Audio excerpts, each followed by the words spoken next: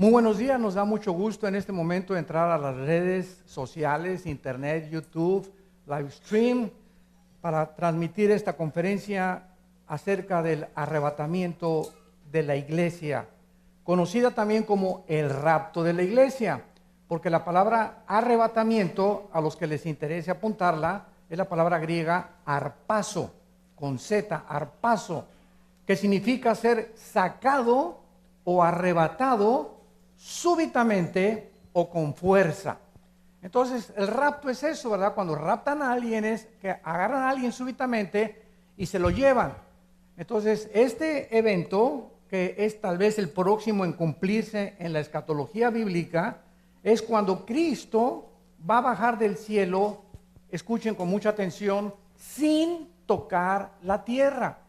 Esta es la grande diferencia entre el arrebatamiento y la segunda venida, que muchos también confunden y dicen que el rapto y la segunda venida es lo mismo. No es lo mismo. Por más de 10 cosas diferentes que vamos a encontrar. En el arrebatamiento Cristo está en el aire y nos llama para sacarnos, ser transformados los que estemos vivos, que no vamos a morir, y los que estén muertos van a resucitar. En la segunda venida, Cristo pone los pies, Zacarías capítulo 14, en el monte de los olivos. Y se va a hacer un valle de norte a sur y de occidente a oriente, y Cristo viene con nosotros. Apocalipsis 19. En el rapto de la iglesia no hay señales para el rapto. Significa esto que es inminente, que es inminencia, que no hay señales, que puede suceder ahorita saliendo, hoy en la noche o mañana. La segunda venida, Mateo 24, el sol se oscurecerá, la luna aparecerá como de sangre, las potencias del universo serán conmovidas y todos verán la señal, todos, del Hijo del Hombre viniendo en las nubes. Entonces son dos eventos completamente diferentes. ¿Por qué son diferentes? Porque la iglesia tiene que salir antes de los 7 años de tribulación. ¿Por qué la iglesia no va a pasar los 7 años de tribulación o la semana 70 de Daniel? Porque Dios no ha terminado con Israel. Romanos 9, Romanos 10 y Romanos 11. Dios ahorita puso en la banca a los del Barcelona. Y ya que se vayan a enfrentar al Real Madrid, todos los que estaban en la banca van a entrar al final del partido. Entonces, desde el año 70 después de Cristo hasta nuestros días, Israel fue hecho a un lado. Están en la banca, pero hay una teología que es herética, que se llama la teología del reemplazo, que la iglesia tomó el lugar de Israel, que ya Dios no tiene nada que ver con Israel y que la iglesia va, gracias a Dios, ya viendo el aire, la iglesia va a tomar el lugar de Israel y que además la iglesia va a establecer el reino de Dios en este mundo. Todo esto son herejías, porque la iglesia no va a establecer el reino de Dios, la iglesia va a ser sacada y es Cristo cuando regrese el que establezca el reino milenial prometido en 2 Samuel 7 al rey David y a sus hijos. Entonces todo esto es muy importante dentro de la escatología bíblica, dentro de las profecías bíblicas. Voy demasiado rápido, ¿verdad? Porque algún día estábamos hablando ya con su pastor que vamos a venir a dar un seminario de profecías bíblicas. Todo el sábado, unas 2, 3 conferencias el sábado, unas 2 conferencias en la tarde y culminamos el domingo. Así que vamos a orar para poner una fecha y darles a ustedes el panorama de profecías de la Biblia. Muy bien. En Primera de Tesalonicenses capítulo 4, del 13 al 18, Pablo es el único apóstol a quien se le reveló el arrebatamiento de la iglesia. No fue ni a Pedro, ni a Santiago, ni a Mateo, ni a Lucas, ni a Marcos. Fue a Pablo nada más a quien se le reveló la doctrina que vamos a desarrollar en estos momentos. Así como a Juan fue al único que se le reveló el libro del Apocalipsis. Entonces, esto nos muestra que ningún hombre tiene toda la verdad. En el Antiguo Testamento Dios le revela a Jeremías lo que no le reveló a Isaías, a Malaquías, a Amós, a Miqueas, a Jonás, a Joel, etcétera, etcétera. Dios necesita muchos hombres. Y así estamos nosotros en el siglo XXI también. Yo no tengo toda la verdad. Hay hermanos míos cristianos que tienen algo que yo no sé y que necesito saber. Así que cuando entendemos esto, nunca nos vamos a ensoberbecer. Siempre estaremos abiertos, ¿verdad?, a escuchar qué dice la Biblia, porque la revelación es diferente para unos hermanos, para otros hermanos. Por eso hay iglesia presbiteriana, iglesia bautista, iglesia pentecostal, iglesia nazarena, iglesia carismática, porque los presbiterianos tienen doctrinas, muy buenas teología, y hay cosas que nos sirven. Los bautistas le dan mucho énfasis al evangelismo, los carismáticos a los dones espirituales, y así todas las denominaciones se caracterizan por tener diferentes cosas que no son esenciales para la salvación, porque mientras todos creamos que Cristo murió en la cruz y que por su sangre Él nos perdona y que la salvación es por gracia, la justificación por la fe, no me importa qué título tengas aquí en la botella, que diga nazareno, presbiteriano, bautista, etcétera, pentecostal, vida nueva para el mundo, amistad cristiana, no importa el nombre de la botella, lo que a Dios le interesa es lo que está dentro de ti. Y el que no tenga el Espíritu de Dios, aunque diga presbiteriano, bautista, pentecostal, si no tienes a Cristo dentro de ti, no eres cristiano.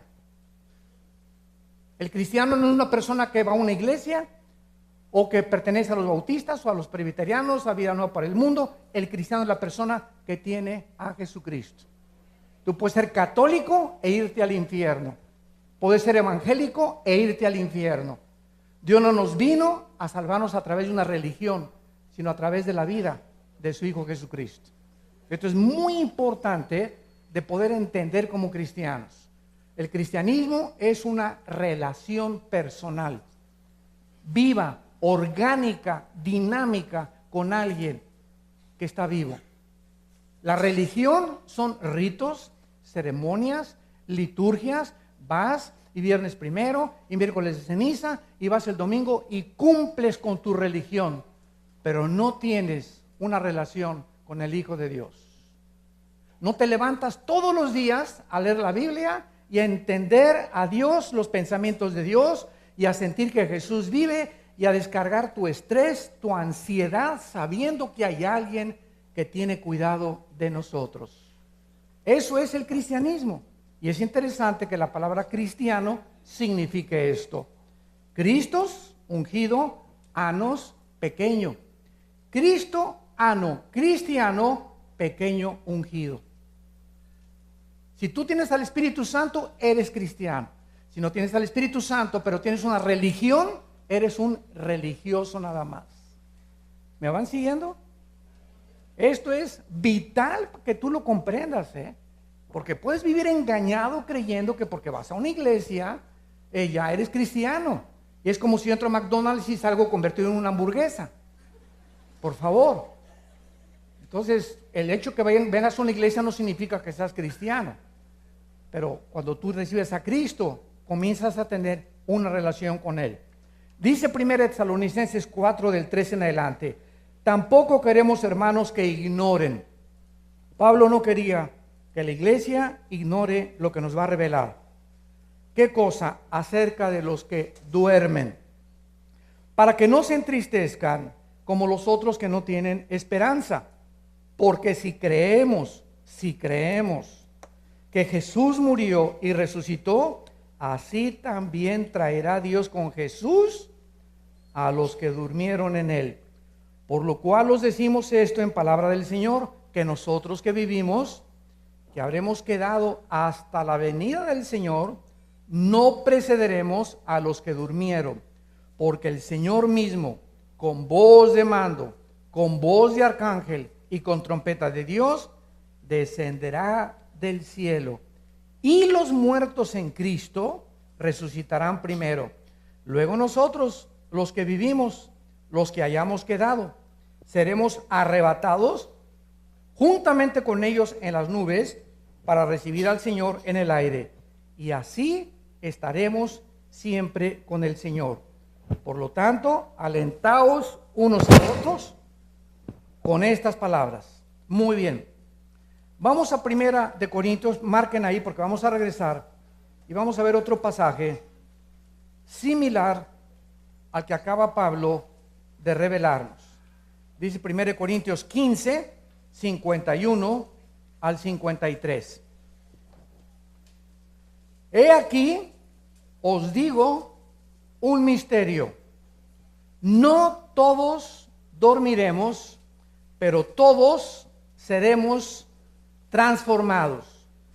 En un momento, en un abrir y cerrar de ojos, a la final trompeta, porque se tocará la trompeta y los muertos serán resucitados incorruptibles y nosotros seremos transformados, porque es necesario que esto corruptible se vista de incorrupción y esto mortal se vista de inmortalidad. Notamos aquí en Corintios que la doctrina del arrebatamiento de la iglesia era un misterio.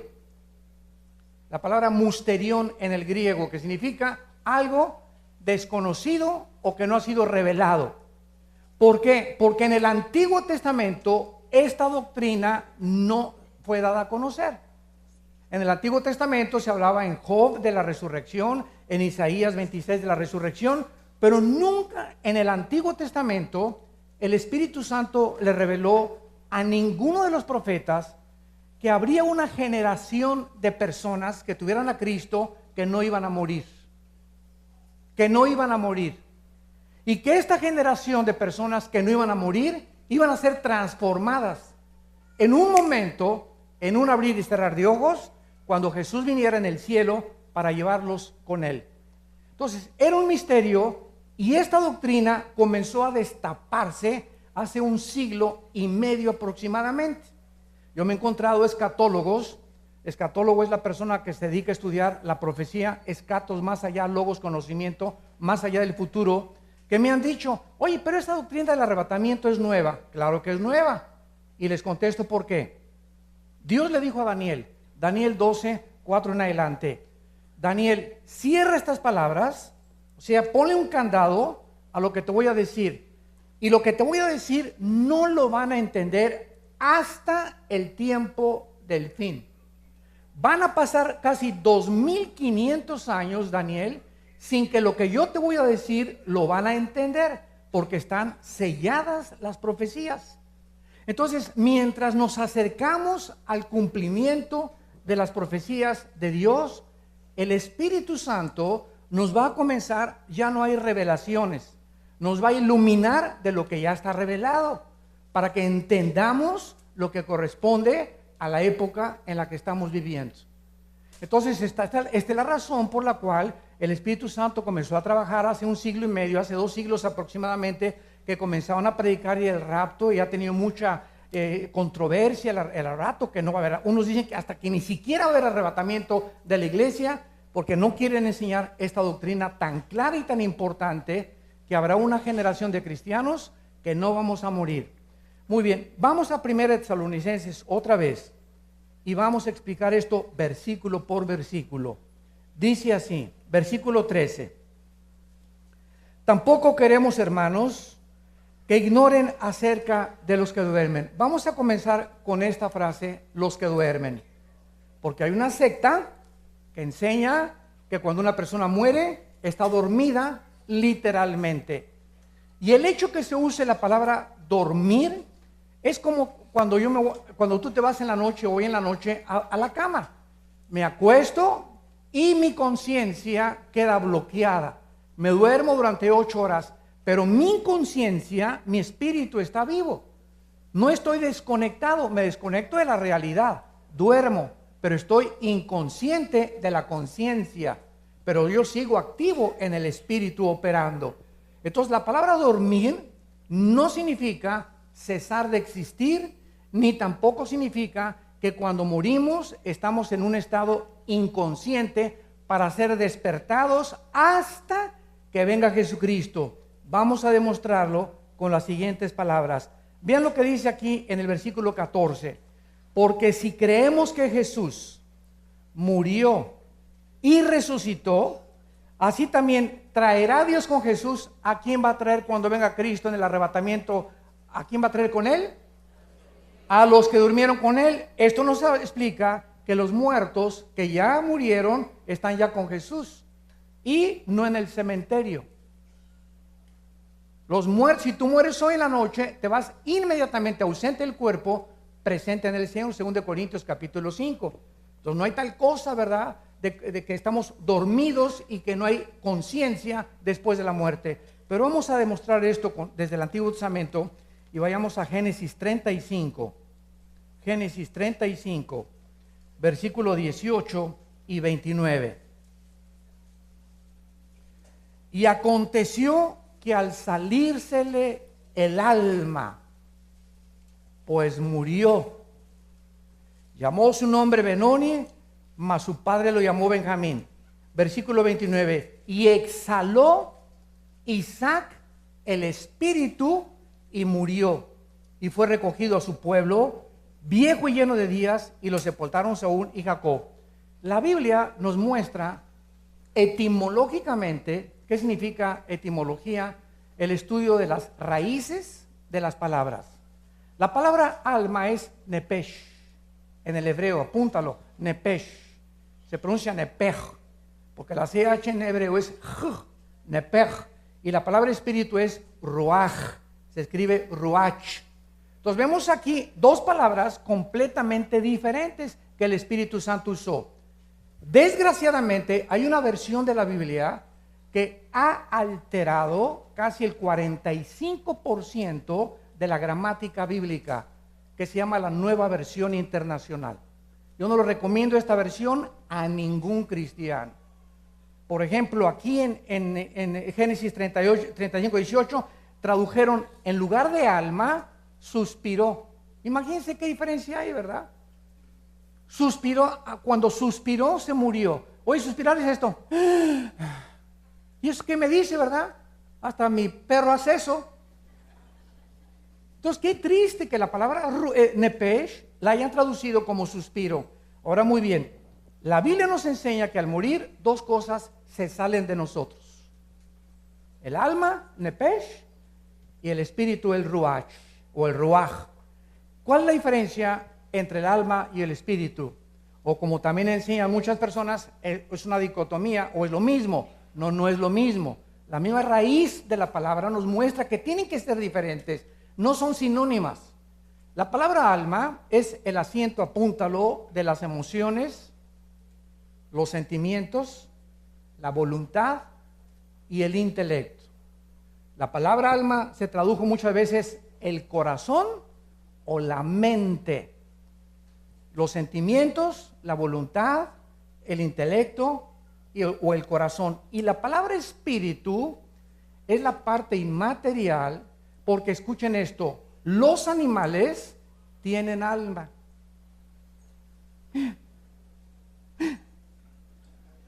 Los animales tienen alma. Lo podemos comprobar en el libro del Génesis. Tienen el nepesh.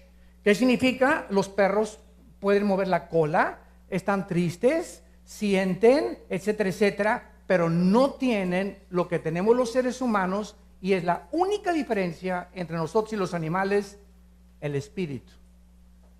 El espíritu es la parte inmaterial a través del cual el hombre conoce, adora y sirve a Dios. Juan 4:24, porque Dios es espíritu. Entonces, si tú quieres tener contacto con Dios, no lo puedes tener con tu mente intelectualmente. Por más doctorados que tengas en física, matemáticas, recursos, etcétera, etcétera, ciencias políticas, filosofía, la mente humana choca contra la mente de Dios. Porque para entender a Dios necesito que su espíritu, que inspiró la Biblia, me abra el intelecto, me lo expanda y pueda con mi espíritu conectarme con la fuente de la energía, volver a enchufarme con Dios, y a través del espíritu Dios me manda la información a mi alma, a mi mente. Mi mente comienza a renovarse por la información que viene del espíritu, y mi cuerpo se convierte en mi siervo. ¿Me van siguiendo? Muy bien, veamos otro ejemplo en Apocalipsis capítulo 6, de que cuando morimos, seguimos vivitos y coleando. No hay tal cosa como que estamos inconscientes, como enseña una secta que me reservo su nombre. Dice así, Apocalipsis 6, versículo 9: Cuando abrió el quinto sello, vi bajo el altar las almas de los que habían sido muertos por causa de la palabra de Dios y por el testimonio que tenían. Juan está en el cielo y él está viendo. Pregunta: cuando se fue al cielo Juan y Dios lo sacó para llevárselo al cielo, ¿Juan estaba viendo con sus ojos físicos? No, ¿verdad? Porque dice la Biblia que la carne y la sangre no pueden heredar el reino de Dios. Entonces, el cuerpo de Juan se quedó en la isla de Patmos, donde él estaba exiliado, y Dios lo saca en el espíritu y se lo lleva al cielo, y en la otra dimensión, que es la eternidad, porque Dios habita la eternidad, y donde están las almas ahorita, ya no están en las 4 dimensiones del universo que nos rodea a nosotros. Ahí Dios a Juan le permite ver. ¿Con qué ojos? Con los ojos espirituales. 1 Corintios capítulo 2, cosas que ojos no han visto ni han subido en corazón de hombre, son las que Dios le ha revelado a los que le aman. Entonces tenemos un par de ojos físicos, pero cuando recibimos a Cristo, nuestros ojos espirituales se abren y venimos a la Biblia y vemos cosas que el más experto y más con 5 premios Nobel no puede ver, porque no tiene los ojos espirituales que tenemos los cristianos. Por eso una persona no cristiana viene a la Biblia y choca con la Biblia. No, está llena de contradicciones y pura sangre. Y Dios manda a matar a los cananitas. Y yo no entiendo estas cosas. Y son puras leyendas. Y son puras cosas tonterías. ¿Por qué? Porque no tienen ojos espirituales. Hasta que nacemos de nuevo, podemos nosotros ver las cosas que no pueden ver con los ojos físicos ni con el intelecto físico. Entonces Juan, allá arriba en el cielo, dice: vi las almas de los que habían sido muertos por causa de la palabra de Dios y por el testimonio que tenían. O sea, aquí están los muertos en el cielo, no están dormidos, y Juan los está viendo. Ahora, si tú ves un alma, no estás viendo a Gasparín el fantasma. Si vio Juan algo, es porque algo tenían de forma, tenían un cuerpo. Vi las almas de los que habían sido muertos, de los mártires. Versículo 11, y se les dieron vestiduras blancas, y se les dijo que descansaran todavía un poco de tiempo, hasta que se completara el número de sus consiervos y sus hermanos, que también habían sido muertos como ellos. Pero en el versículo 10, dice así, que Juan vio estas almas, y estas almas en el cielo se seguían comunicando. Y la comunicación que oyó Juan era entre estas almas y el Creador del universo. Y clamaban a gran voz: ¿hasta cuándo, Señor, santo y verdadero, no juzgas y vengas nuestra sangre en los que moran en la tierra? Los muertos que están en el cielo tienen ojos, tienen conciencia, tienen un cuerpo, tal vez temporal hasta que en el cuerpo glorificado, tienen contacto con Dios y están conscientes de lo que pasa aquí en la tierra, los que están en el cielo. Ya que se complete el número de los mártires, descansarán completamente. Ahorita los que han muerto antes que nosotros no están el 100% descansando. Están descansando un ratito nada más en una hamaca en Acapulco, cerca del Princess. Pero no están en Hawái todavía. Ahora, es interesante ver qué es lo que les preocupa a los que están en el cielo ahorita. En otras palabras, los que están en el cielo ahorita están viendo cuántos secuestros, cuánta violencia. Ahora ya se casan hombres con hombres, mujeres con mujeres. Los gobernantes ya perdieron la brújula. Dios mío, veo, o sea, están así y voltean a Dios. Oye, Dios, mira nomás el relajo allá abajo en el planeta Tierra. ¿Cuándo se va a acabar tantas guerras y persecuciones y sufrimientos y todo, Señor? Queremos saber, ¿hasta cuándo vas a vindicar la justicia en el mundo? Voltea a Dios y les dice: tranquilino, pino, cocolino, no se me alebresten, quiero que sepan que tiene que venir un tiempo hasta que se complete un grupo de almas que están abajo en la tierra que tienen que morir. Y cuando esas almas mueran, entonces ya vamos a poder establecer el reino milenial y me bajaré con ustedes y los que estén vivos van a resucitar y van a ser transformados y vamos a formar el reino prometido a los profetas y a Abraham, Isaac y a Jacob. Esto es maravilloso porque es la forma en la que Dios nos enseña de una forma sistemática que los muertos no están dormidos. Vuelvo a repetir, como enseña una secta, de que perdemos la conciencia y despertamos hasta que nosotros regresemos con Jesucristo. Ahora, ¿se acuerdan ustedes de Mateo 17, la transfiguración? Cristo agarra a Jacobo, a Juan y a Pedro. Acompáñenme. Y se sube un monte altísimo Cristo. Y de repente Cristo se transfigura, se transforma antes de morir en la cruz. Y les da una visión a los apóstoles de la gloria que él tenía antes de que el mundo fuera. Pero lo interesante es que aparecen con Cristo dos muertos, Moisés y Elías. No estaban en un colchón Simmons durmiendo, estaban despiertos con Jesucristo, platicando con él. Sabemos que Elías no murió, fue arrebatado por una carroza de fuego. Y Moisés nunca se encontró su cuerpo.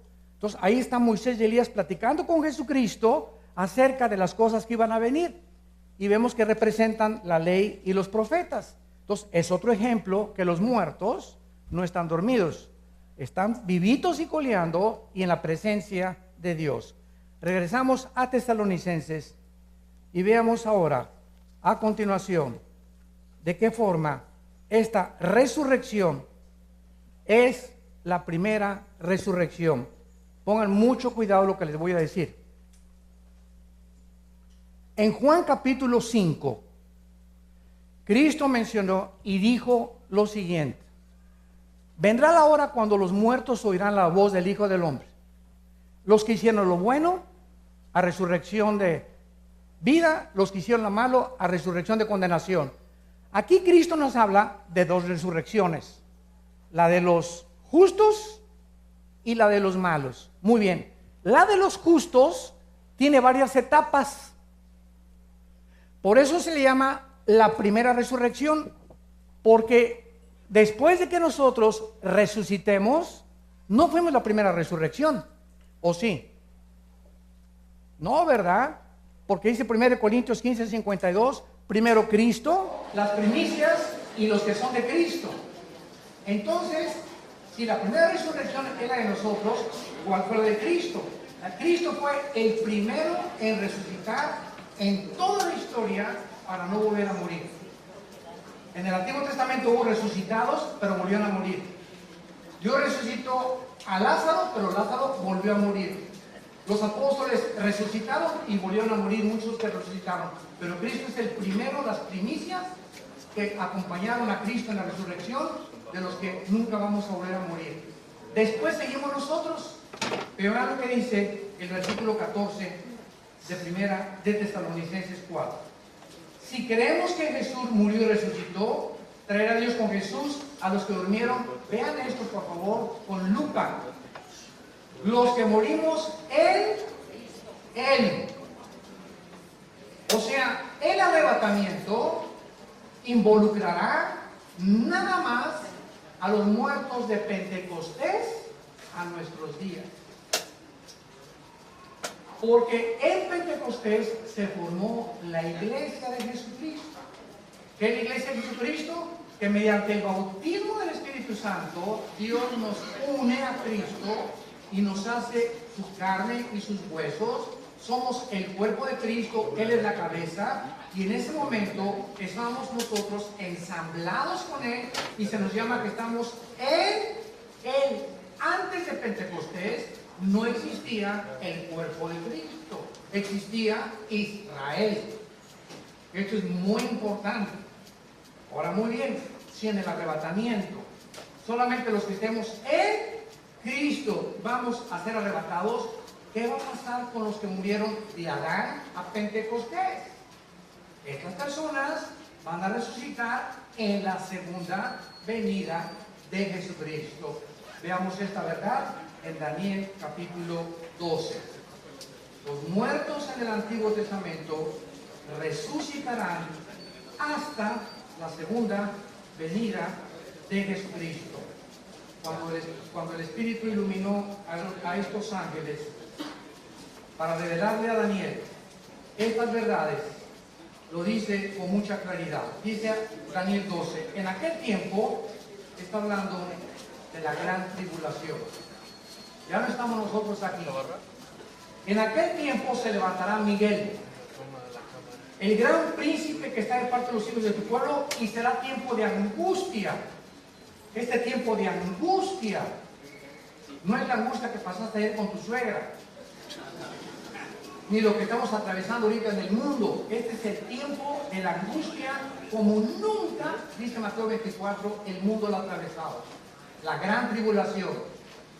Y dice, cual nunca fue desde que hubo gente hasta entonces. Por eso sabemos que es la gran tribulación. Pero en aquel tiempo, o sea, en ese tiempo de angustia, será libertado tu pueblo. Todos los que se hayan escrito en el libro, y muchos de los que duermen en el polvo de la tierra, serán despertados, o sea, resucitados, unos para vida eterna, otros para vergüenza y confusión perpetua. Vemos nosotros entonces que todos los santos del Antiguo Testamento serán despertados cuando Jesucristo venga después de la grande tribulación. Entonces vamos a seguir el orden. Primero Cristo en resucitar. Después sigue el arrebatamiento de la iglesia, que somos nosotros. Después de nosotros, Apocalipsis 7, una gran multitud que va a salir de la tribulación. Después, la cuarta resurrección, los dos testigos, Apocalipsis 11, que van a ser resucitados en Jerusalén. Después, los mártires de la tribulación, número 5, llevamos 5 resurrecciones. Después, los santos del Antiguo Testamento. Y finalmente, el mensaje de ayer en el desayuno, la resurrección de los malvados, que es el juicio del gran trono blanco. Hay 8 resurrecciones, y estas 8 forman parte de lo que se llama la primera resurrección, que es la de los santos, y solamente va a haber una, la de los malvados, que se presentarán delante de Dios para ser lanzados al lago de fuego, que fue el tema del desayuno ayer en la mañana. Ahora regresamos a Tesalonicenses 4 otra vez y veamos la doctrina del arrebatamiento de la iglesia. Porque el Señor mismo descenderá del cielo. El mismo Cristo que ascendió enfrente de los discípulos, Hechos 1, bajará personalmente, físicamente, del tercer cielo, del cielo atmosférico, para presentarse ahí en medio de sus ángeles y llamarnos, como lo vamos a ver, al sonido de una trompeta. En segundo lugar, con voz de mando. Esta palabra es usada como orden militar. Cuando un sargento le dice a un soldado, ¡firmes!, no le está diciendo, por favor, ponte firmes, Pancho, ¿verdad? ¡Firmes! ¿Por qué? Le está ordenando, no le está pidiendo, le está ordenando, no le está diciendo, Panchín, ya te dije 3 veces que te pongas firmes, ¿eh? ¿Se imaginan ustedes? Se perdería completamente la disciplina, ¿no? Entonces, esta forma enfática de decir algo es la misma voz que Dios usó para resucitar a Lázaro de los muertos. Lázaro muere y tenía 3 días que la circulación de la sangre ya había cesado. Ya las neuronas cerebrales, dicen los médicos, que media hora sin oxígeno el cerebro muere. Y si resucitas o vuelves en sí, te vuelves loco con problemas mentales gravísimos por la falta de oxígeno. Lázaro tenía 3 días. Los muertos a las 5 o 6 horas, yo he tenido contacto con cantidad de muertos, se ponen fríos. Casi todos abren la boca así y después comienzan a poner morados, ¿verdad? Y comienza el deterioro celular del cuerpo inmediatamente. Entonces, Lázaro está muerto en la tumba, su espíritu se sale de Lázaro, y el espíritu, quién sabe, la Biblia no nos dice dónde andaba, pero cuando Jesús dice, Lázaro, ven fuera, le estaba hablando a el espíritu. El espíritu, dice Santiago, que no, el cuerpo no puede vivir sin el espíritu, porque es el espíritu el que le da vida a nuestro cuerpo. Entonces, el espíritu de Lázaro regresa a Lázaro, se mete en el cuerpo de Lázaro y comienza a reintegrar comienza a transformar, a rehabilitar completamente el sistema nervioso, la sangre, todo, y Lázaro sale otra vez con un cuerpo como antes de que fuera enterrado. Es la misma voz que Dios usará y que solo nosotros vamos a oír en el cielo. Vengan a mí. Nadie lo va a oír y de repente vamos a oír una voz como de trompetas o como de truenos de relámpagos y de como si fuera un grande mare magnum ahí en el universo, y solamente nosotros lo vamos a oír. De repente en meses de segundos, mi esposo, viejo, ¿dónde andas? Qué bueno que ya no lo encuentro. Muchos van a decir eso, ¿verdad? O al revés, ¿verdad? Mi vieja, ¿dónde andas? Qué bueno, ojalá que ya se haya ido. Estarán dos en el campo, uno será tomado, otro será dejado. Aviones van a chocar en el aire porque los pilotos desaparecieron. Habrá una congestión en las carreteras porque los choferes desaparecieron. Todos los niños en los cuneros van a desaparecer en el mundo entero porque todos los niños son de Dios, ¿verdad? Va a haber una confusión de los noticieros de televisión, en el radio. Millones de personas desaparecieron del mundo y van a comenzar a preguntarse todos los políticos, tu padrino Walter Mercado, todos los astrólogos, ¿verdad? ¿Dónde estarán? ¿Dónde estarán? ¿Qué fue lo que les pasó? Ya saben ustedes la respuesta y qué es lo que el mundo va a contestar. Se los llevaron los ovnis. ¿Saben ustedes? Fíjense ustedes, los que son cristianos y tienen discernimiento. La aparición de los ovnis comenzó en 1948, cuando Israel regresó a su tierra. No es coincidencia. ¿Por qué? Porque desde 1948 comenzó la cuenta regresiva de Dios. Tenía Israel que regresar a su tierra para que las demás profecías se pudieran cumplir. Si Israel no hubiera regresado a su tierra, no se podría cumplir ni el anticristo, porque él va a pelear contra Israel, no se podría cumplir el aumento del conocimiento, no se podrían cumplir ninguna de las profecías de los últimos tiempos. Entonces Israel tenía que regresar y desde el 48 aparecen fenómenos o objetos voladores no identificados. Y cuando venimos a la Biblia encontramos que sí existen extraterrestres, pero no son marcianos, ni venusinos, ni mercurianos, ni plutonianos. Los extraterrestres son ángeles que sirven a Dios, y hay una tercera parte de esos ángeles que se revelaron guiados por un querubín llamado Lucifer. Ezequiel 28, Isaías 14, 12 al 14, y se llevó a la tercera parte de los ángeles para luchar contra Dios y contra nosotros. Estos ángeles caídos tienen poder sobrenatural. Se pueden materializar, pueden alterar la energía, pueden alterar el ADN y producir monstruos humanos, como los produjeron en Génesis capítulo 6, gigantes de 4 metros con 12 dedos en las manos y 12 dedos en los pies. Estos ángeles caídos están comenzando a preparar el escenario para que cuando venga el arrebatamiento de la iglesia, el mundo pueda tener una respuesta. Los extraterrestres. ¿Saben ustedes que la Organización de las Naciones Unidas, la ONU, nombró a una mujer hindú como directora de investigación del mundo extraterrestre?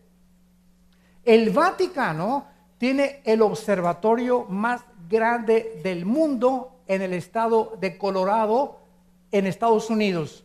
El telescopio más grande comisionado para investigar para que si hay extraterrestres, el Vaticano les perdone sus pecados.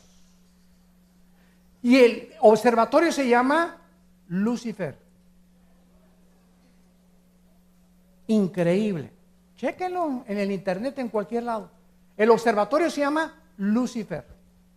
Entonces, vemos nosotros que la confusión tan grande en el mundo ahorita, y tenemos la luz y la verdad en las Sagradas Escrituras. Entonces vemos que todo esto del arrebatamiento de la iglesia cobra relevancia con los acontecimientos que nos están rodeando actualmente. Ahora, a continuación dice con voz de arcángel. En la Biblia se mencionan varios arcángeles, pero solo el nombre de uno solo, Miguel. El arcángel Miguel, que está comisionado para proteger a la nación de Israel.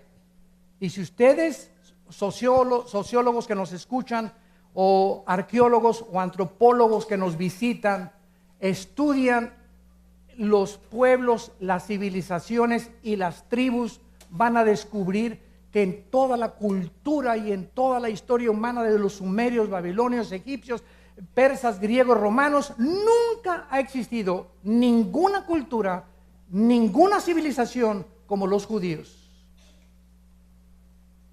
Como los judíos. Con el preciso objetivo de que Dios los escoge precisamente para que se concentre nuestra atención y veamos en ese pueblo que no son diferentes a ti y a mí. No son más inteligentes que tú y que yo. Simplemente por soberanía, Deuteronomio 7, Dios los escoge por gracia, para que en ellos nazca el Mesías, para que a través de ellos venga la Biblia, para que en ellos se cumplan las profecías y para que ellos sean el termómetro del tiempo de la venida de Jesucristo, la nación de Israel. Entonces vemos nosotros que ahorita el mundo está expectante y todos contra Israel para acabar con Israel. Y desde el 48, la guerra del 48, la guerra del 57, la guerra de los 6 días, del 67, que fue de acuerdo al general Norman Schwarzkopf, que fue el que dirigió la guerra del Golfo Pérsico y la coalición de 29 naciones para sacar a Saddam Hussein de Kuwait. El general Schwarzkopf, graduado de West Point, que es la academia militar más grande del mundo y la más prestigiada, dijo en sus memorias: nunca en la historia ni de Alejandro el Magno, ni de Napoleón, ni de Carlomagno, ni de Aníbal, ni de ningún conquistador ha existido una guerra tan milagrosa como la guerra del 1 al 6 de junio de 1967, la guerra de los 6 días contra Israel. ¿Saben ustedes que en el 67 el presidente de Egipto, Nasser, junta a 5 naciones árabes y les dice: destruyamos y aplastemos como las termitas y echémoslos al Mediterráneo de Israel? Escuchen esto, eran más de 20 millones de árabes contra menos de 2 o 3 millones de judíos. Les voy a decir en la ley de las probabilidades cómo estuvo esta situación. Ahorita somos como 800 personas aquí. ¿Qué les parece que tuviéramos nosotros así ahorita 10 rifles AK-47? Y nos rodea un ejército, somos 800 personas, nos rodea un ejército de 50,000 soldados alrededor del hotel. Dentro de las leyes de las probabilidades, ustedes que son buenas en matemáticas, ¿qué posibilidades habría o qué probabilidades existirían para que saliéramos vivos? ¿Saben cuál es la respuesta? 10 a la 12ª potencia. Imposible salir vivos. Eran las mismas probabilidades que Israel tuvo el 6 de junio de 1967.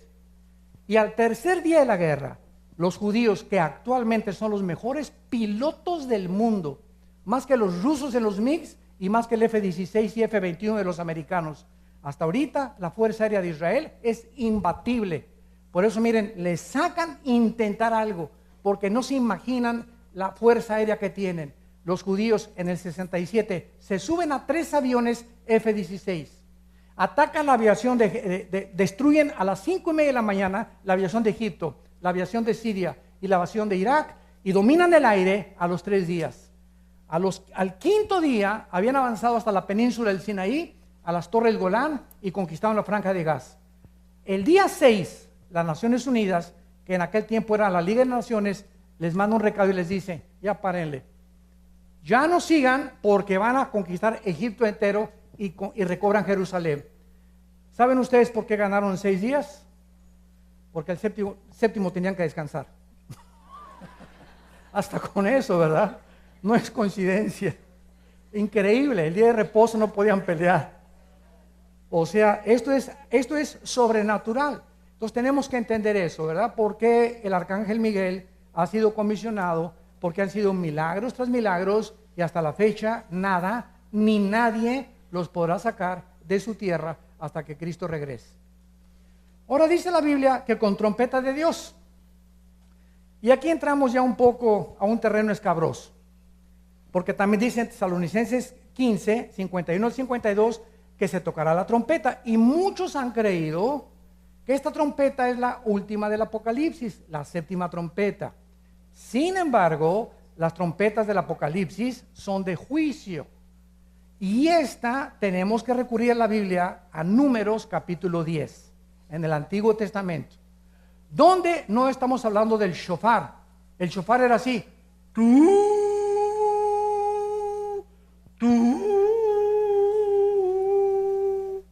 Así se tocaba el shofar, que era un cuerno de carnero. Y las trompetas es... Es muy diferente el sonido. Entonces, en Números, y aquí se usan trompetas de plata, no el shofar. Esto es muy importante.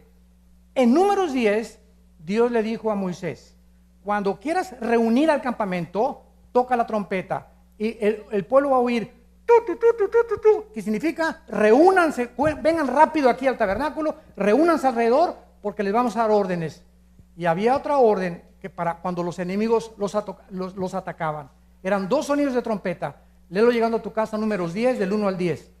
La trompeta que se está tocando aquí es precisamente para reunir al pueblo de Dios. Ahora, síganme con cuidado. ¿Cuántas fiestas tienen los judíos? Ya se lo estoy diciendo. ¿Qué pasó? ¿No que ojos espirituales? Tus ojos físicos nomás vieron así, ¿verdad? Las manos. Pero los que tienen ojos espirituales vieron 7. Muy bien. Israel tenía 7 fiestas. Ahora, escuchen esto. Las fiestas no eran de Israel, eran de Jehová. Que Dios le dio a Israel para que las celebraran, pero eran fiestas de Dios. Eran fiestas de Jehová. Ahora, era Pascua, los primeros frutos, los panes sin levadura y Pentecostés. ¿Verdad? ¿Y cuántas fiestas faltan? Faltan 3 fiestas. Ahora, Cristo cumplió 4 fiestas. La última fue Pentecostés. ¿Cuántas fiestas faltan? Faltan 3. Las primeras 4 se cumplen en la primavera. Abril, o más o menos marzo y abril. Y las otras se cumplen en septiembre y octubre, que son Rosh Hashanah, las trompetas. Después viene la expiación, Yom Kippur, y los tabernáculos la vamos a celebrar cuando Él venga en el milenio. Ahora, si Cristo cumplió las 4 fiestas, Él tiene que cumplir forzosamente, porque son de Él, las 3 que faltan. La próxima es la de las trompetas. Entonces, de acuerdo a la cronología bíblica, escatológicamente hablando, la fiesta de las trompetas se tiene que llevar a cabo. Y se va a llevar a cabo cuando Cristo venga. Yo hace 1 año, 2 años, en un congreso de profecía, compartí esto. Cristo viene en septiembre, pero me lo tomaron a mal. Me dijeron, no, es que el hermano Dusin dijo que venía en el 2015 de septiembre. Yo no dije el 2015. Yo estaba en el 2015, pero yo no estaba diciendo que dije en septiembre, queriendo decir que puede ser en cualquier mes de cualquier año, porque el día y la hora nadie la sabe. Pero podemos saber más o menos cuando los cielos se llenan de reboles y de nubes, que va a llover. Así Cristo criticó a los fariseos. Ustedes tienen que entender las señales de los tiempos. El día y la hora nadie la sabe. Y tengan cuidado cuando alguien diga, Cristo viene el 15 de septiembre, o el 20 de septiembre, o en julio. Tengan cuidado, son falsos profetas. Nadie puede predecir el día ni la hora en que Cristo va a venir. Tal vez venga a cumplir la fiesta de las trompetas.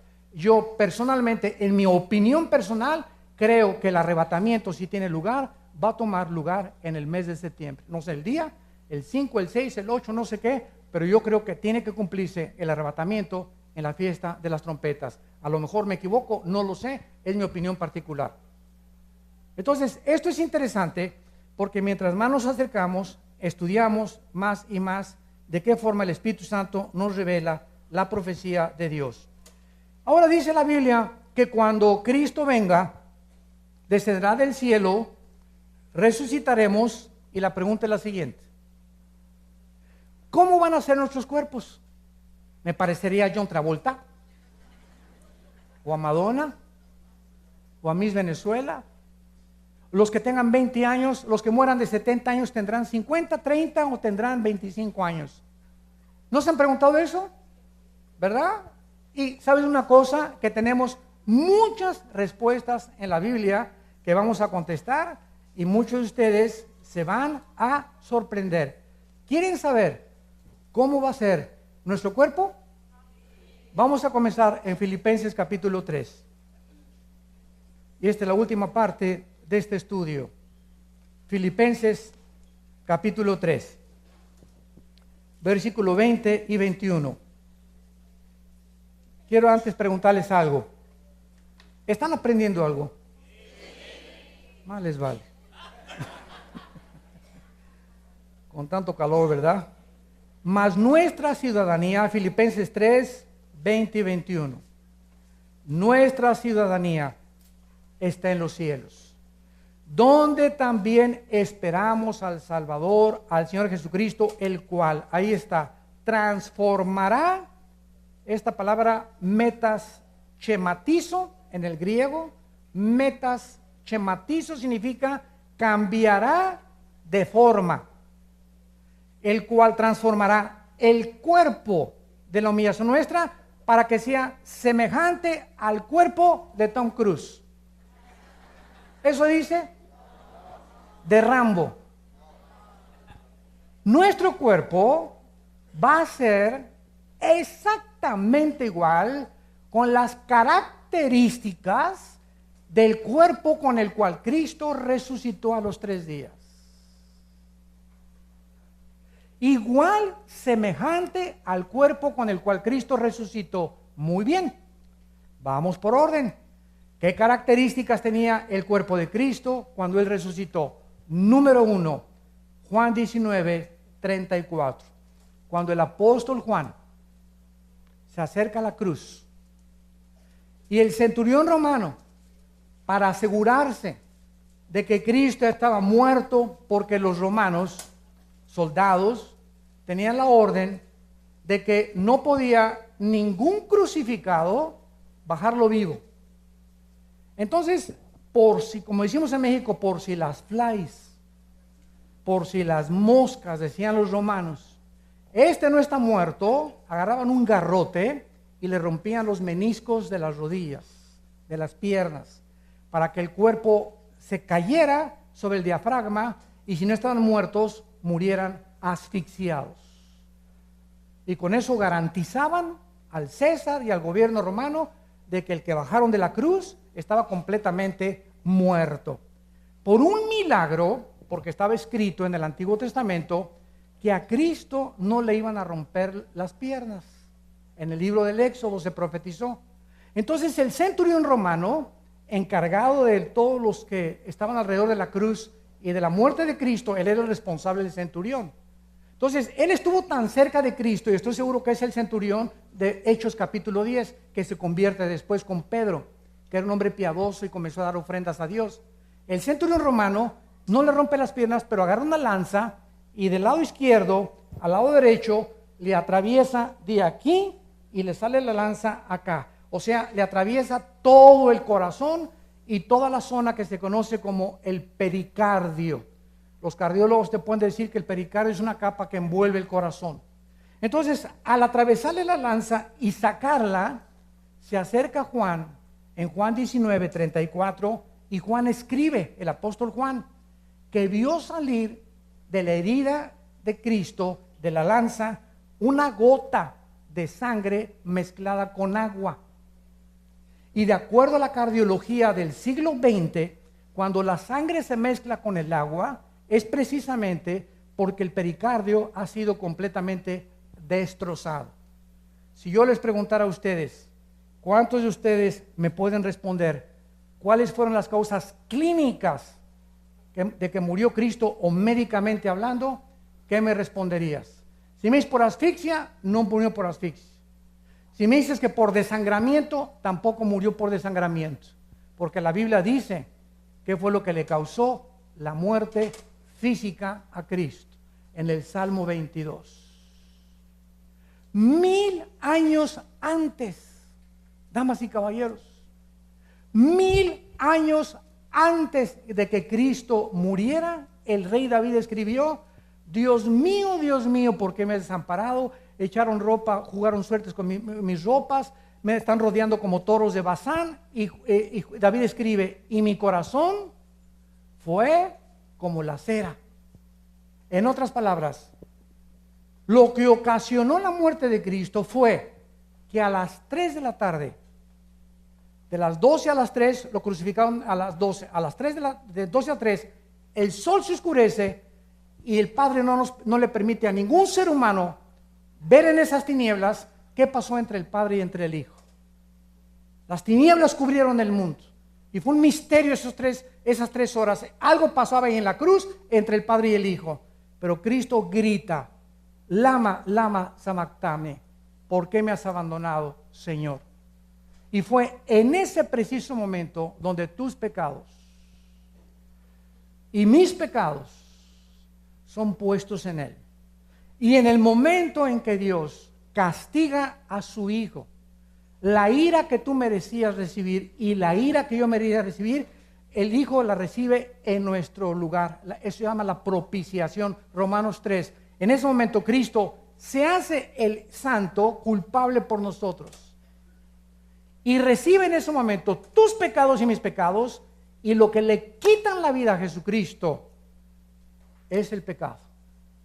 Porque la paga del pecado es la muerte. Romanos 6:23.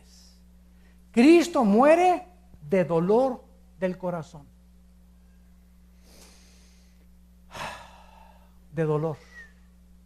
No fue tan grande el dolor de haber sido separado de su Padre. En ese momento que ese dolor le quita la vida. Él no podía llevar el pecado. Por nosotros se hizo pecado. Él no pecó. Se hizo pecado en tu lugar y en mi lugar para que tú y yo tuviéramos la vida eterna. Así que nuestro cuerpo resucitado será sin sangre. Número 2, Lucas 24.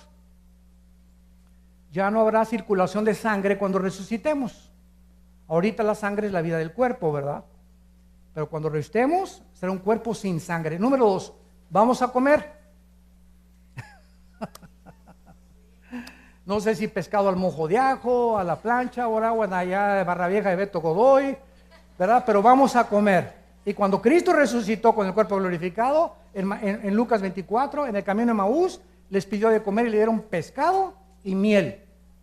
Así que vamos a tener no sé qué tipo de intestinos, ni tampoco qué clase de estómagos, pero será algo que funcione sin sangre. Podremos seguir comiendo y bebiendo.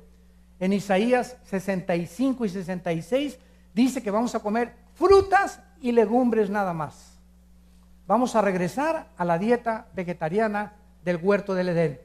¿Por qué? Porque ya no se van a matar a ninguno de los animales. El león morará con el cordero, la víbora jugará con el niño y ya no habrá más maldad en mi santo monte. Número 3, sin sangre podemos comer. Y número 3, cuando Cristo resucitó, se juntaron los apóstoles y estaban todos reunidos en una casa.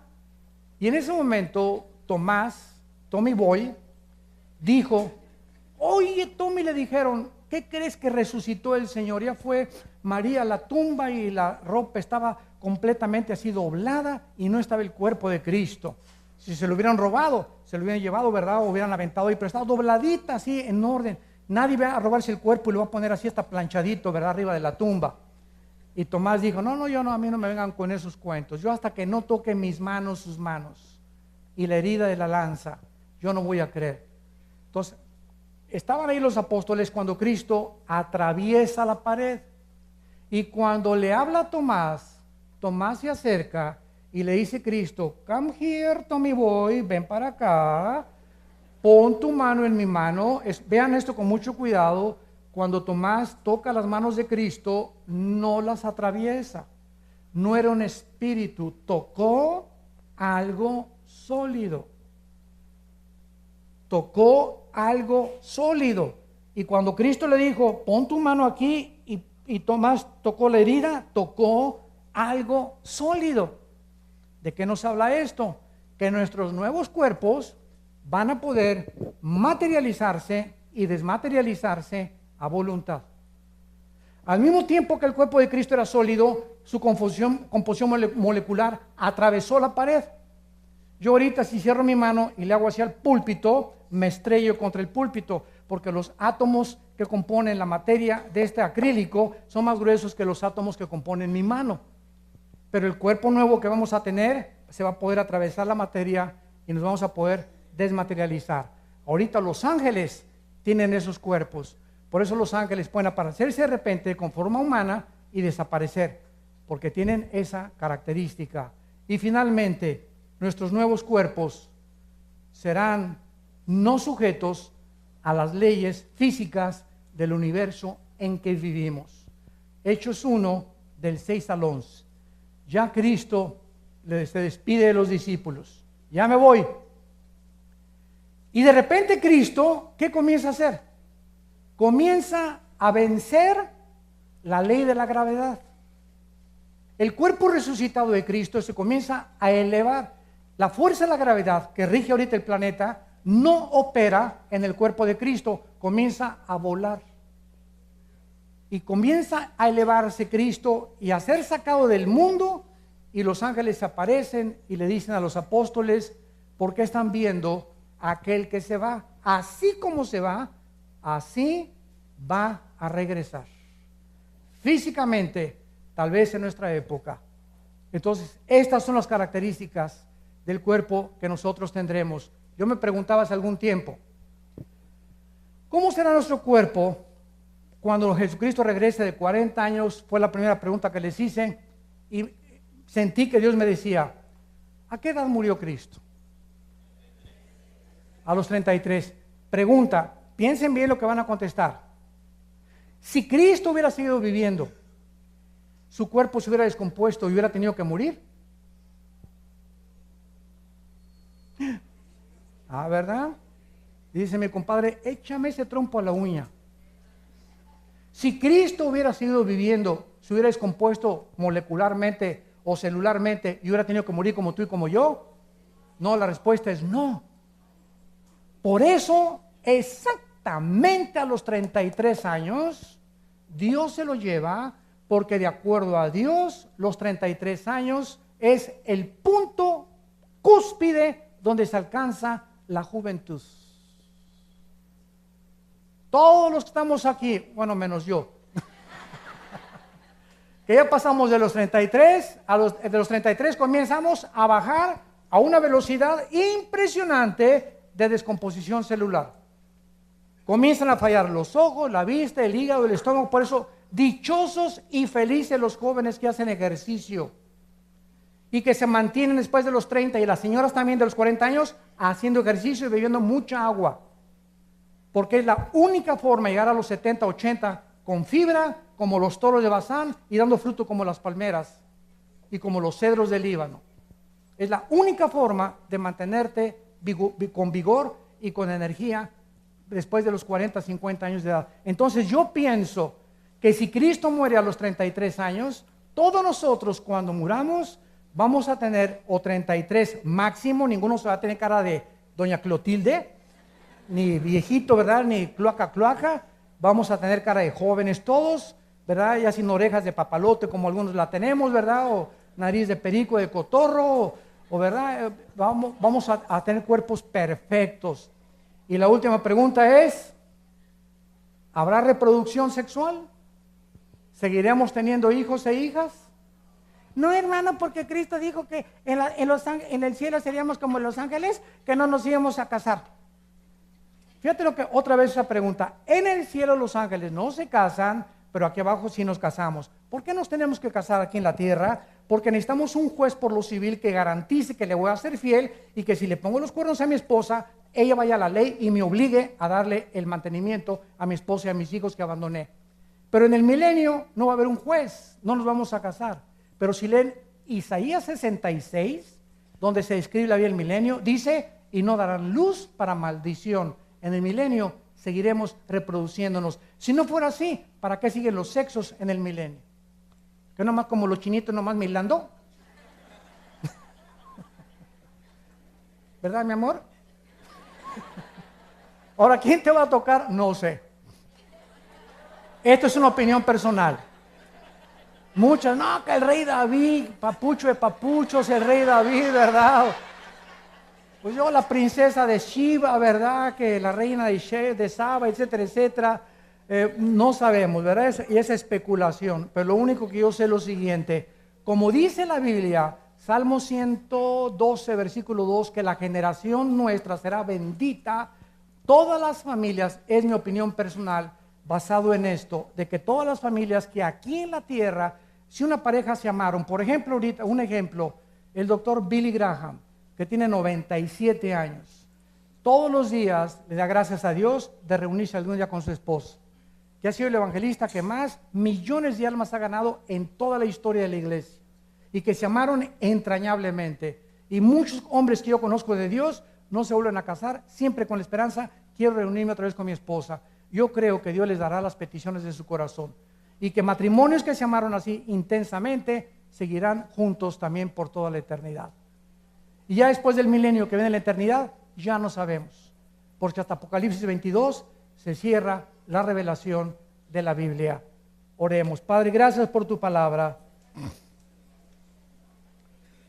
Gracias por todos los misterios escondidos que tú te has placido revelarnos a través de las Sagradas Escrituras, y de saber que la bienaventurada esperanza y manifestación gloriosa de Jesucristo la anhelamos con todo el corazón,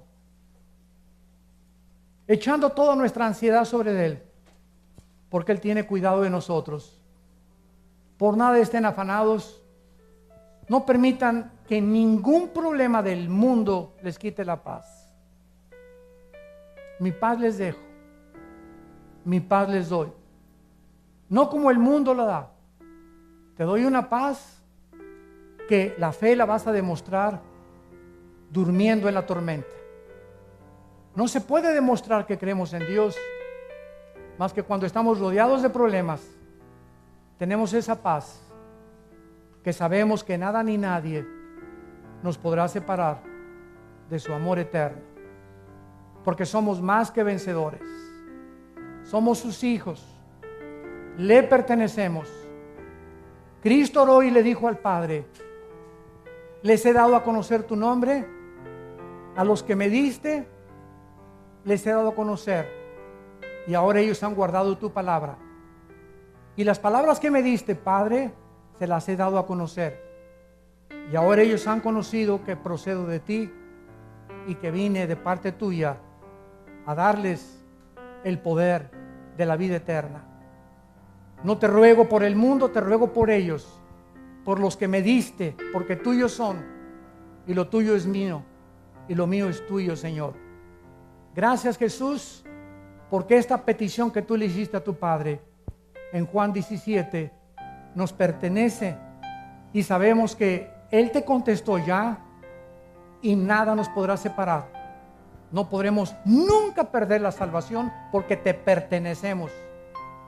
Ni lo presente ni lo porvenir, ni la pobreza ni la desnudez, ni los demonios ni la espada, ni la persecución ni la tribulación nos podrán separar jamás de la vida en Cristo Jesús. Si tú en esta mañana no tienes a Jesucristo en tu vida, ni esta bienaventurada esperanza, ábrele tu corazón, invítalo a tu vida, y recibirás el perdón de tus pecados y el regalo más grande que pueda una persona recibir, la vida eterna. ¿Qué tengo que hacer?, me preguntarás. Dile estas siguientes palabras con todo tu corazón: Señor mío y Dios mío, perdona mis pecados. Creo que en esa cruz con tu sangre pagaste por ellos, y que a los 3 días resucitaste de los muertos. Como creo que vives, Señor Jesús, te invito en este instante a mi vida como mi Señor y Salvador. Te recibo por la fe, sabiendo que me das la vida eterna y el poder de vivir una vida que te agrade de aquí a la eternidad. En el nombre de Jesús. Amén.